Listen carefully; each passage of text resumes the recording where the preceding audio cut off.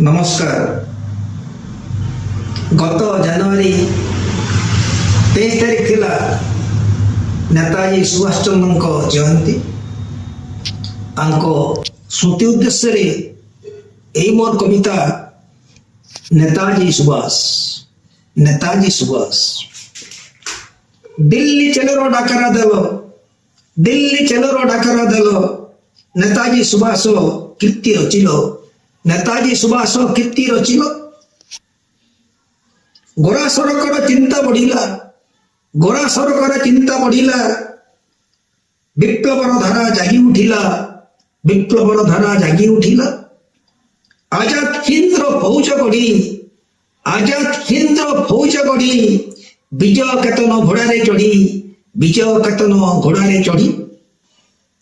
शुभ जयंती रे घेन प्रणाम, शुभ जयंती रे घेन प्रणाम।